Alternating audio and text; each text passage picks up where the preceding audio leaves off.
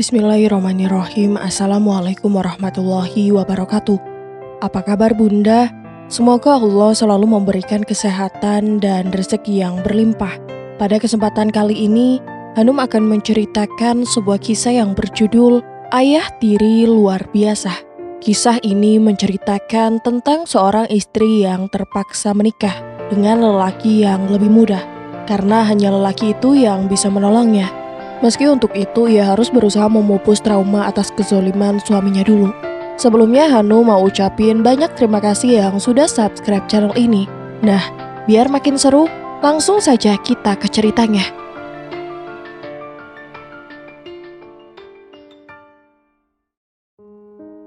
Aisyah melangkah masuk bersama kedua anaknya, Nawa dan Adam. Mereka hendak memberikan kejutan untuk seseorang yang telah lama mereka rindukan. Di dalam lift, seorang pria bernama Vito berdiri di sudut, sekilas memperhatikan mereka. "Bunda, ayah pasti senang kalau kita datang mendadak," ujar Najwa penuh semangat. "Iya bun, sebelum pulang kita mampir ke restoran Jepang dulu ya," tambah Adam. Aisyah tersenyum kecil, tapi ada kegelisahan di matanya. Bunda takut mengganggu pekerjaan ayah. "Ah, Bunda terlalu khawatir," Najwa menenggus. "Ayah pasti malah seneng." Vito menatap mereka sekilas. Wanita itu tampak sederhana. Namun ada sesuatu yang menarik dari caranya berbicara. Dari sorot matanya yang begitu dalam, ia menggelengkan kepala menertawakan dirinya sendiri. Mana mungkin ia terpikat pada seseorang yang jelas-jelas sudah berkeluarga. Lift berbunyi, menandakan mereka telah sampai. Vito tanpa sadar mengikuti langkah mereka. Rasa ingin tahunya mendorongnya lebih jauh. Mereka berhenti di depan sebuah kamar hotel. Aisyah mengetuk pintu beberapa kali. Pintu terbuka menampilkan seorang pria bertelanjang dada yang menatap mereka dengan ekspresi terkejut. "Aisyah, kenapa kamu kesini? Bawa anak-anak lagi?" Aisyah tersenyum getir. "Kami ingin memberi kejutan." Namun sebelum pria itu bisa merespon, seorang wanita berbalut handuk muncul dari dalam kamar. "Siapa ini mas? Ganggu aja." Dunia Aisyah terasa runtuh. Najwa menatap ayahnya dengan mata berkaca-kaca. "Ayah, siapa dia?" "Najwa, Adam, ayah bisa jelaskan." Pria itu tergagap. "Tidak perlu," suara Aisyah tegas, meski air mata mulai membasahi pipinya. "Selama ini aku diam setiap kamu menghinaku, menyakitiku. Tapi sekarang tidak ada lagi alasan untuk bertahan. Aku akan menggugat cerai dan membawa anak-anak bersamaku." Pria itu tertawa sinis. "Kamu, seorang ibu rumah tangga, kamu pikir bisa bertahan tanpa aku?" Ia semakin mengintimkan diri, sementara Aisyah malah mundur menjauh. "Kalau kamu meminta cerai, jangan harap hak asuh anak jatuh kepadamu," gertak lelaki yang tak bernurani itu. "Jahat kamu mas, aku akan menggugat cerai dan hak asuh akan menjadi milikku. Membiarkan Najwa dan Adam tinggal bersamamu, sama halnya memasukkan mereka pada contoh tidak baik." Aisyah memasang wajah percaya diri meski wajahnya sudah dibanjiri air mata. "Berani kamu menantangku?" geram suaminya. Rasa takut yang berbalut rasa hormat ini sudah padam setelah melihat perbuatan menjijikanmu mas. "Aisyah!" Tangan lelaki terangkat. Vito yang tidak rela Aisyah dipukul akhirnya memberanikan diri melerai dengan menangkap lengan si lelaki. "Siapa kamu? Berani ikut campur?" Vito menjatuhkan tangannya dengan sedikit lemparan. "Aku Vito Aditya Putra, CEO dari perusahaan Angkasa Jaya Group, dan aku akan menikahi Aisyah kalau kamu menceraikannya." Kalimat itu refleks keluar dari mulutnya. "Gila, kamu pacarnya Aisyah?" "Bukan, aku hanya..." Vito tidak melanjutkan ucapan karena tangis Aisyah yang sejak tadi lirih kini bersuara. Ia menatapnya sekilas lalu berlari meninggalkannya dan suaminya jahatnya. Tatapan matanya yang meski hanya sekian detik dapat melukiskan betapa dalamnya luka yang tergores di hatinya. 5 bulan setelah kejadian itu, Vito belum bertemu dengan Aisyah lagi. Menyerah? Tentu tidak, karena perasaan yang ada di hatinya justru semakin dalam. Vito menyewa detektif untuk mencari tahu. Sekali-kali memanfaatkan kekuasaan juga harus dilakukan, bukan? Namun Aisyah sudah tidak tinggal di rumah suaminya. Bahkan anak-anak mereka pun pindah sekolah. Pikirannya kacau, bekerja pun tidak bisa leluasa. Harus kemana Vito mencari wanita itu? "Mau kopi?" Irwan, rekan kerjanya mengejutkan. "Boleh." Vito meranjak dari sofa yang sedari tadi menjadi tempatnya mengobrol masalah bisnis dengan Irwan, lalu meminta sekretarisnya membuatkan kopi. Selain rekan kerja, Irwan juga sahabatnya sewaktu kuliah di luar negeri. Apa ada yang sedang kamu pikirkan? Atau jangan-jangan kamu sedang jatuh cinta? Tebak Irwan, memandanginya yang berpindah duduk di meja kerja untuk merapikan beberapa berkas. Tebakanmu benar, jawab Vito singkat. Iyakah? Siapa gadis beruntung itu? Dia. Ucapannya terhenti ketika seseorang mengetuk pintu. Pasti OB. Vito pun menyuruhnya masuk. Aisyah. Vito tidak percaya dengan apa yang dia lihat. Wanita yang selama ini ia cari malah datang sendiri. Apakah ini yang dinamakan jodoh? Sama halnya dengan Vito, Aisyah pun tampak terkejut. Ia pasti belum melupakan wajah dan ucapan Vito tempo hari ketika menolongnya dari kekerasan sang suami. Kamu di sini? Tangannya gemetar. Nampan yang dipegang sedikit bergoyang. Apa kamu lupa namaku? Vito, CEO perusahaan ini. Ia masih tegang. Tidak tega Vito meraih nampan dari tangannya lalu meletakkannya di meja. Maaf pak, sepertinya saya harus pergi. Tunggu, cegah Vito. Tidak mau kehilangan dia untuk kedua kalinya. Perkataanku tempo hari bukan sekadar mengertak suamimu. Aku sungguh-sungguh ingin menikahimu. Matanya yang indah terbuka sempurna. Nyaris tak berkedip ia membalas tatapan Vito. Terserah kamu percaya atau tidak. Tapi kenyataannya aku memang jatuh cinta pada pandangan pertama. Bukan kewenanganku, bukan. Urusan hati sudah ada yang mengatur. Ketegangan di wajah Aisyah memudar. Ia melirik Irwan yang tak berkomentar. Lepas itu kembali beradu pandang dengan Vito. Tolong jangan menolakku. Kamu sudah bercerai kan? Ini pertama kali aku jatuh cinta. Berapa usia bapak? Aisyah menyalah. 28 tahun. Bapak tahu usiaku? 37. Selisih 9 tahun. Apa menurut bapak saya akan percaya dengan lelucon seperti ini? Lagi pula saya sudah bahagia usai ditalak. Tidak ada niat buatku menikah lagi dalam waktu dekat. Vito tersenyum, wanita yang sering kena pukul suaminya bisa juga berkata tegas.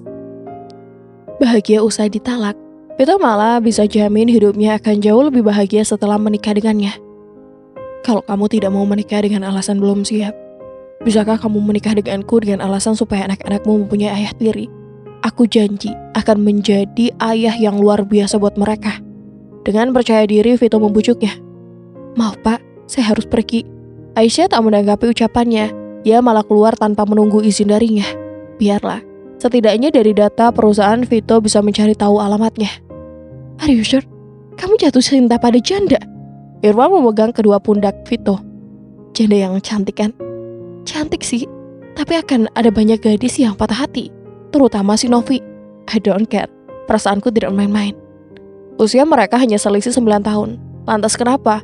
Bukan aib kan seorang lelaki menikah dengan wanita yang lebih dewasa? Vito tidak membuang waktu. Segera ia cari tahu tentang Aisyah setelah tadi berdebat. Rupanya ia memutuskan kontrak kerja.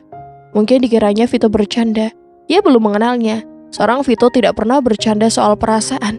Apalagi ini merupakan yang pertama buatnya.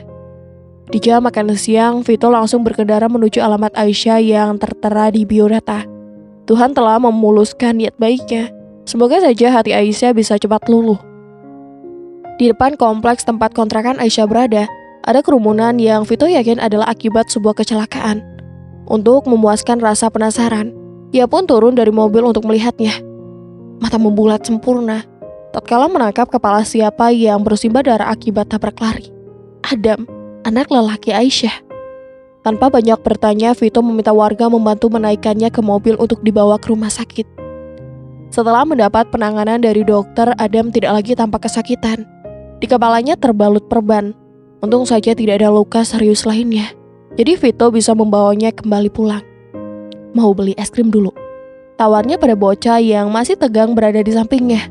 Tidak menjawab, Adam hanya menggeleng. Sambil menyetir, Vito merogoh saku cas lalu menyerahkan kartu nama padanya. Lain kali kalau ada apa-apa hubungi nomor itu ya. Saya teman ibumu. Teman baru lebih tepatnya. Tengil memang, tetapi Vito tidak bisa berbasa-basi. Lagi pula ia begitu percaya diri bisa melakukan Aisyah dan menjadi ayah tiri buat Adam. Aku tidak punya HP, ucap Adam lirih. Oh begitu ya. Kalau gitu kita mampir ke counter beli HP dulu, oke? Membelokkan tujuan. Kali ini sebuah counter menjadi tempat berhentinya mobil. Adam yang belum terbiasa dengannya hanya mengangguk setiap Vito menunjukkan beberapa jenis ponsel. Hingga akhirnya pilihan dijatuhkan pada ponsel dengan harga 5 juta rupiah. Murah sekali. Tetapi itulah pilihan Adam, padahal Vito bisa membelikan yang jauh lebih mahal. Setelah membeli ponsel, Vito segera mengantar Adam pulang. Takutnya Aisyah khawatir. Tidak bisa dibayangkan paniknya dia saat ini. Setibanya di depan kontrakan Aisyah, Vito kembali lagi dibuat terkejut. Wanita yang ia cintai sedang bertunduk mendapati kemarahan dari wanita berdaster dengan 2 koyo yang menempel di sisi kening. Ternyata Aisyah belum membayar kontrakan selama 2 bulan. Mengambil kesempatan untuk bisa mendekatinya, Vito pun hadir bak pahlawan yang segera menyelesaikan masalah. Meski ditolak, ia tetap membayar lunas pembayaran yang ditagihkan. Ini yang kamu maksud bahagia usai ditalak? Sindir Vito sembari memandanginya yang sedang memeriksa keadaan Adam. Aku akan membayarnya nanti, sahut Aisyah. Tidak perlu, menikah saja denganku. Aku akan kasih tahu arti dari bahagia. Terlalu percaya diri, itulah Vito. Sebaiknya kamu pulang. Kamu belum menjawab pertanyaanku. Kamu sudah tahu jawabannya. Kamu menolak karena usiaku lebih muda. Bukannya menjawab rentetan pertanyaan Vito, Aisyah malah meminta Adam untuk masuk. Aisyah, aku jatuh cinta sama kamu. Pintu yang tertutup tidak terbuka lagi. Itu akan memberinya waktu untuk berpikir. Dan ia akan menunggu sampai kapanpun. Baginya, tidak ada hal yang mustahil selama terus diperjuangkan. Pemuda bersama Vito berteriak di depan pintu. Entah apa yang ada di pikirannya. Mana ada cinta pada pandangan pertama. Apalagi usia dan status sosial kami jauh berbeda. Pasti dia hanya sedang berkelakar, sengaja membuat lelucon. Maksudnya Aisyah juga tidak tahu. Aku mencintaimu, dan aku selalu membahagiakanmu. Kalimat itu juga yang meyakinkan hati Aisyah untuk menerima lamaran Mas Sugi dulu. Yatim piatu sepertinya memang mendamba seorang lelaki tulus supaya hidup berumah tangga selalu diselimuti kebahagiaan. Namun ketulusan yang awalnya terlihat nyata hanya merupakan pancingan agar Aisyah terjerat. Mas Sugi bukan suami yang ia harapkan. Setelah anak pertamanya lahir, sikapnya berubah menjadi pemarah dan sering memukul. Aisyah diam dan tetap bersabar, bukan karena diperbudak cinta. Hanya saja saat itu Najwa sering sakit-sakitan dan memerlukan banyak biaya pengobatan. Selain itu tidak dipungkiri sebagai ayah, Mas Sugi termasuk ayah yang perhatian. Sikap kasarnya semakin menjadi tatkala anak kedua mereka lahir. Bahkan Mas Sugi jarang pulang. Alasannya lembur atau dinas keluar kota. Entah itu memang benar atau hanya bualan, Aisyah juga tidak tahu. Tetapi ia yakin, ia mulai bosan berumah tangga dengannya.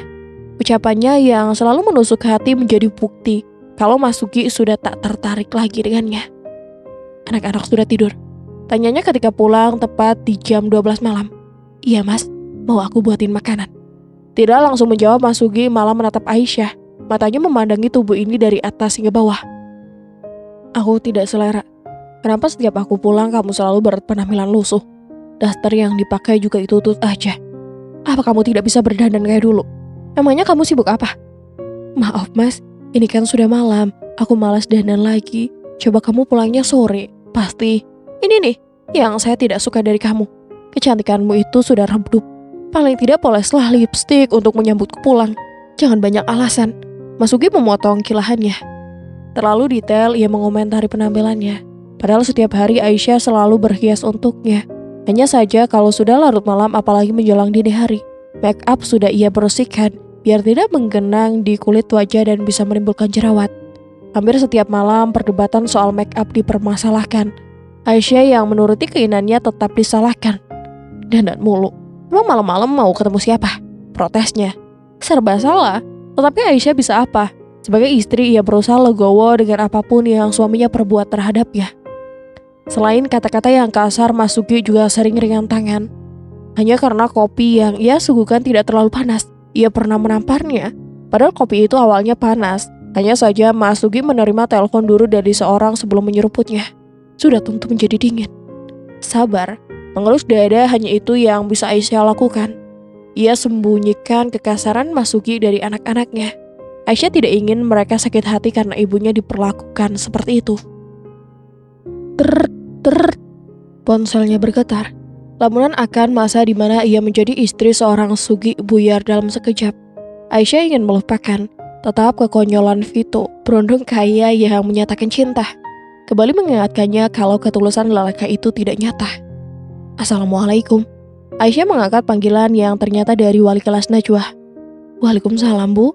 Saya mau memberitahu kalau Najwa pingsan dan sudah dibawa ke rumah sakit. Najwa pingsan lagi? Sekarang dibawa ke rumah sakit mana?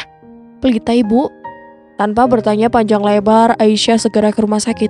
Untung saja kondisi Adam cukup baik untuk ditinggal sendirian. Dia juga memiliki ponsel yang ternyata dari Vito. Jadi mereka bisa saling menghubungi kalau ada sesuatu. Menghemat waktu, Aisyah sengaja naik taksi mahal tetapi tak apa. Dia ingin cepat-cepat melihat kondisi Najwa. Setibanya di rumah sakit, Najwa sedang diperiksa dokter.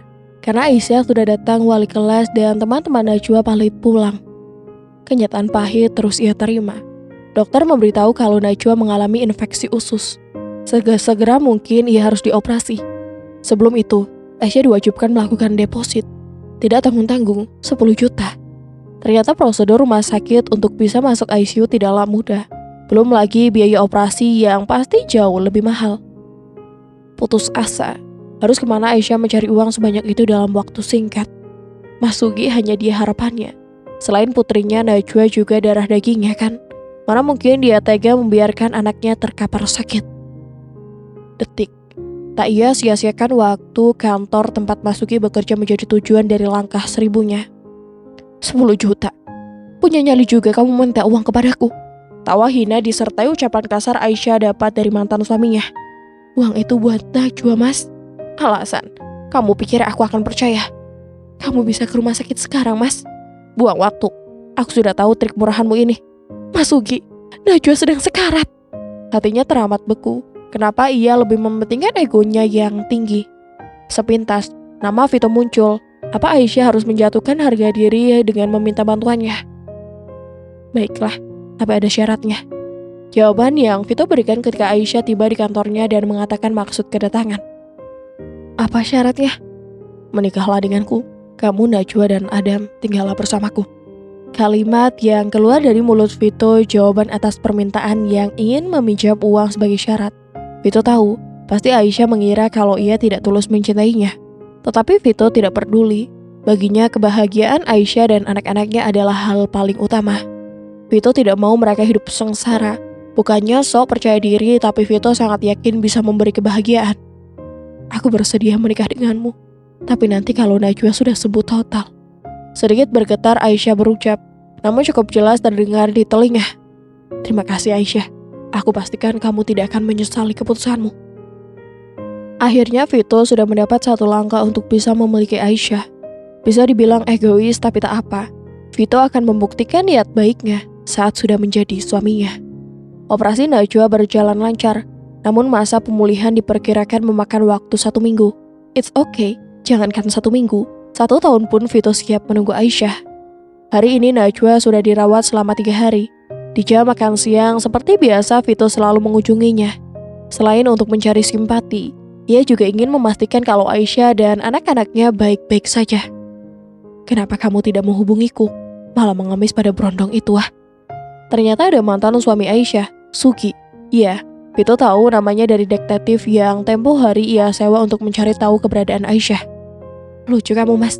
Bukannya waktu itu aku datang ke kantormu untuk meminta bantuan, tapi kamu malah mengejeku, menghina soal aku sedang mengemis uang untuk kepentingan sendiri. Waktu itu kamu seperti orang sedang berakting. Berakting? Jangan samakan aku dengan kamu, Mas. Apa maksud kamu? Kamu yang selalu berlakon bak suami yang sempurna di depan anak-anak. Padahal kenyataannya berbeda. Aku sangat beruntung. Tuhan telah menunjukkan sifat aslimu tanpa perlu merangkai kata di depan anak-anak. Aisyah, kamu sudah terlalu berani. Keberanianku muncul sejak kamu melukai hati ini teramat dalam, Mas. Oke, baiklah. Kamu sudah membuatku marah. Besok aku akan menuntut hak asuh anak-anak. Dengan adanya kejadian ini, aku pastikan kamu akan dicap sebagai ibu yang lalai. Dan hakim akan menyerahkan Najwa juga Adam untuk tinggal bersamaku. Perdebatan panjang antara mantan suami istri itu belum berakhir. Vito tidak mau Aisyah terpojok. Segera Vito hubungi orang kepercayaannya untuk mengambil rekaman CCTV di ruangan kerja Sugi. Apa akan diizinkan? Tentu, siapa yang tidak kenal Vito? Pimpinan Antranis Group, perusahaan kecil tempat Sugi bekerja. Bukan sebuah kesulitan kalau hanya akan mendapatkan sebuah rekaman CCTV. percakapan Aisyah dan Sugi semakin memanas. Wanita yang lembut hatinya sudah berurai air mata. Hati Vito tidak tega melihatnya. Ting! Pesan masuk sebuah video yang Vito tunggu sudah mengisi memori telepon. Pak Sugi, seru Vito, kemudian mendekati dua pasang mata yang menoleh ke arahnya bebarengan. Sebaiknya urungkan niat Anda meminta hak asuh anak, karena semuanya akan sia-sia. Kamu lagi, jangan ikut campur urusanku. Aisyah akan menjadi istriku. Najwa dan Adam pun akan menjadi tanggung jawabku. Jadi aku berhak turut campur kalau menyangkut dengan kebahagiaan mereka. Ayah Tiri, ejek Sugi. Kamu lebih cocok jadi kakak mereka. Lanjutnya, terserah kamu mau ngomong apa. Sebaiknya kamu pergi dan jangan mengganggu Aisyah lagi. Emosi Vito sedikit terpancing. Tentu, aku akan pergi. Dan aku akan kembali untuk menjemput Najwa. Sebaiknya jangan. Atau kalau tidak, video ini akan menghancurkan karirmu. Vito mempertontonkan video dari ponselnya. Aisyah dan Sugi terkejut. Lelaki berjas hitam itu pasti tidak menyangka Vito bisa secerdas ini. Dari mana kamu dapatkan video itu? Bukan hal yang sulit bagiku. Sekarang kamu pergi sebelum pemimpin perusahaan mengetahui video ini. Kamu pasti tahu kan, Bu Ingrid seorang janda yang tidak menyukai lelaki hidung belang. Kamu bisa dipercat secara tidak hormat. Vito mengancamnya tanpa ampun. Siapa suruh ia mengusik calon istrinya? Kebetulan Vito kenal Bu Ingrid, pemilik perusahaan tempat Sugi bekerja. Awas kamu ya. Sugi mengancungkan telunjuknya di depan muka Vito.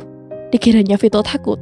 Usia boleh jauh beda, tetapi Vito bukan cupu yang mudah dikalahkan oleh seorang yang mengaku suhu. Najwa sudah diperbolehkan pulang. Sesuai permintaan Vito, Aisyah dan anak-anak langsung tinggal bersamanya.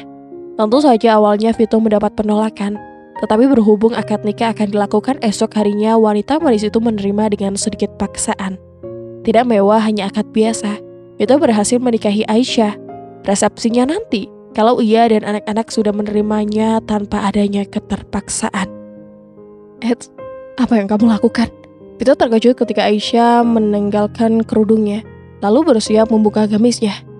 Vito tidak polos dan lugu. Vito tahu apa yang seharusnya dilakukan sepasang pengantin baru di malam pernikahan. Namun Vito sangat memahami, Aisyah belum siap untuk ini.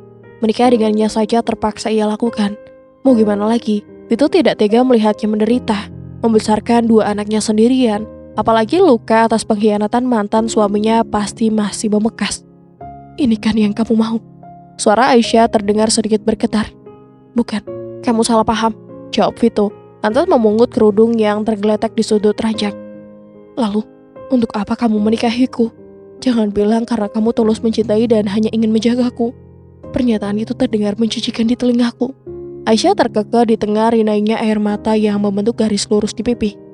Kamu belum mengenalku, Aisyah. Vito menyematkan lagi kerudung di kepalanya. Aisyah tidak mengelak, bahkan terkesan menerima.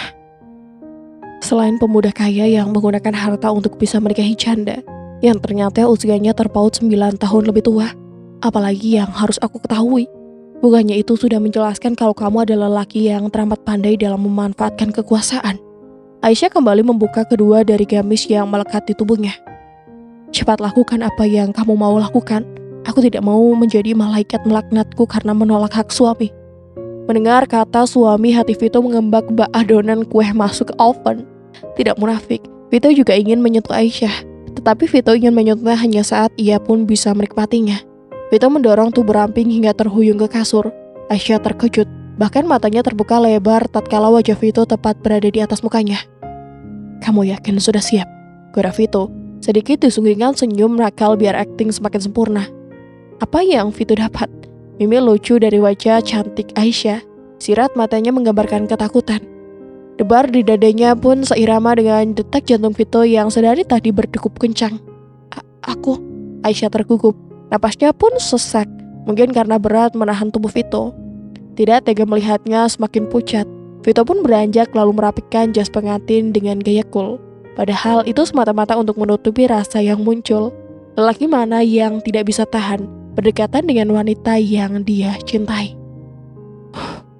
Seandainya Vito meminta haknya sekarang sebagai suami, itu artinya ia membenarkan pikiran Aisyah, dan Vito tidak mau itu terjadi. Akan ditumbuhkan benih cinta dulu di hatinya. Tidurlah, besok aku harus bangun pagi. Kamu siapkan saja sarapan yang enak buatku nanti. Pernikahan tanpa malam pertama. Baiklah. Tak apa, selain ingin menjadi suami yang baik, Vito juga ingin menjadi ayah tiri luar biasa buat anak-anak Aisyah. Akan Vito luluhkan hatinya melalui kasih sayangnya untuk kedua buah hatinya. Pagi ini Vito disambut dengan pemandangan yang indah. Meja makan yang biasanya hanya didudukinya, kini sudah ada 3 orang yang mengisi. Aisyah, Najwa, dan Adam. Di rumah Vito memiliki 3 asisten rumah tangga. Semuanya pulang kalau sudah pukul 8 malam. Itu sebabnya Vito sering merasa kesepian, anak tunggal tanpa orang tua. Malang bukan nasibnya. Adam, hari ini biar ayah antar ya, tawarnya.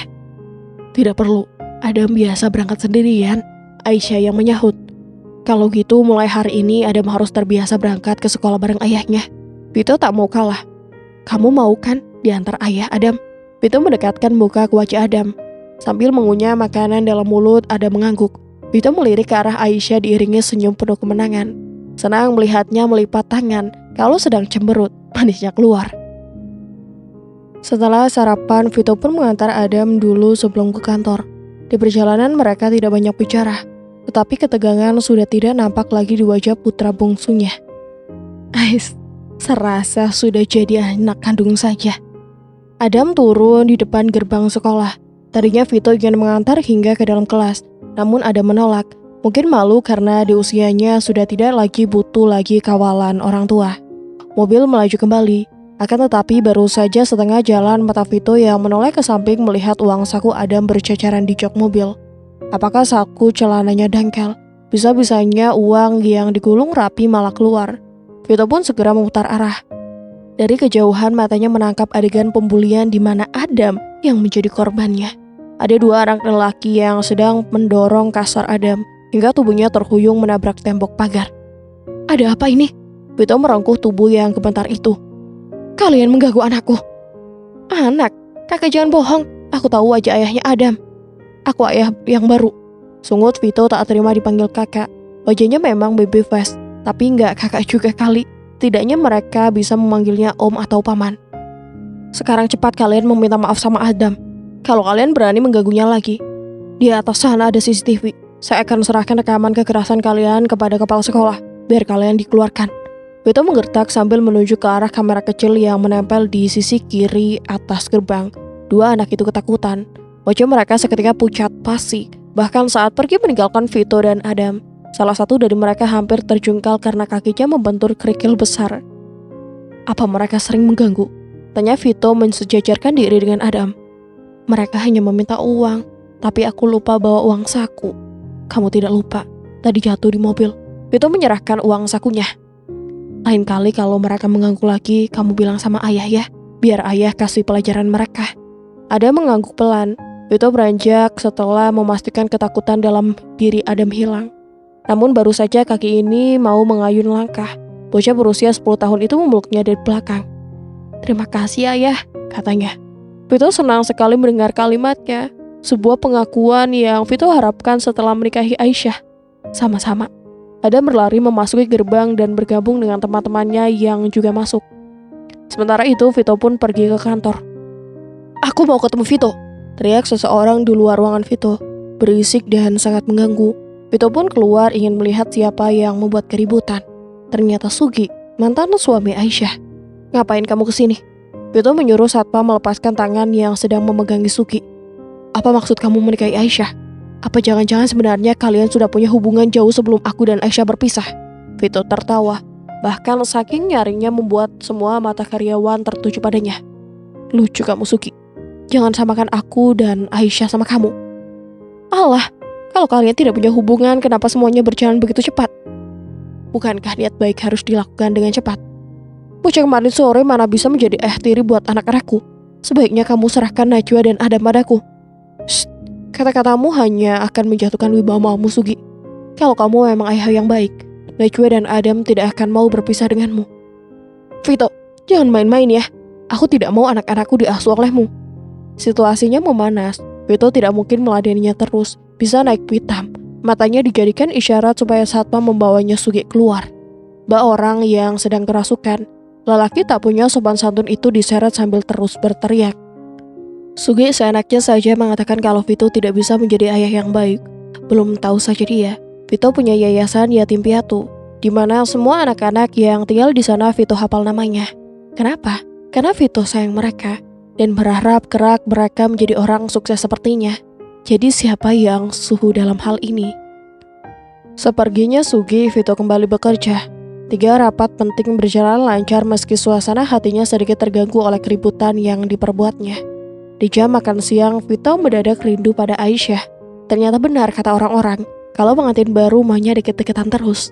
Sayangnya Vito hanya bisa memandangi Aisyah, tidak lebih dari itu. Vito pulang. Di rumah Vito mendapati Aisyah sedang membantu Mbok Mina memasak di dapur. Melihatnya pulang, Aisyah langsung menawari suaminya kopi. Memanfaatkan waktu bisa berduaan, Vito pun memintanya membuatkan kopi lalu mengantar ke kamar. Selama menunggu kopi, Vito melihat koper kecil milik Aisyah yang belum dikeluarkan isinya. Mungkin belum sempat karena ia lebih mendahulukan tugas sebagai seorang ibu dan istri yang menyiapkan keperluan anak dan suami. Iseng, Vito mengangkat koper keranjang, lalu membukanya. What? Lingerie. Mata Vito membulat sempurna saat melihat isinya. Beberapa baju tidur mini dan seksi tersusun rapi dalam lipatan yang apik. Kenapa kamu membuka koperku? Mendadak tegang otak Vito malah langsung membayangkan Aisyah mengenakan salah satu lingerie. Maaf, tadinya aku mau membantu membereskan ke lemari. Vito meletakkan kopi di atas nakas. Lepas itu dengan tangan menutup koper. Wajah Aisyah memerah. Entah malu atau marah, Vito jadi semakin berhayal bisa melihat Aisyah memakai lingerie berwarna merah. Jadi benar apa yang diucapkan Ustadz saat ceramah? Apa? Aisyah membalas tatapan Vito. Wanita muslimah hanya akan berpakaian seksi di depan suaminya. Aisyah tampak gugup. Ia lantas segera menyisihkan koper ke tempat semula. Aku sedang masak. Penuh keregangan, ia meninggalkan suaminya sendirian di kamar. Beberapa minggu setelah keributan yang terjadi antara Vito dan Sugi, kabar buruk datang dari dunia bisnis. Perusahaan milik Sugi yang selama ini tergantung pada sejumlah kontrak besar, tiba-tiba mengalami kerugian yang sangat besar. Kasus internal, perselisihan, dan beberapa klien besar. Dan keputusan manajerial yang buruk membuat perusahaan itu berada di ujung tanduk. Sugi tidak punya pilihan lain selain mencari bantuan dari orang-orang yang pernah ada dalam lingkaran bisnisnya. Salah satunya adalah Vito. Sugi yang sudah merasa terpojok memutuskan untuk datang menemui Vito di kantor.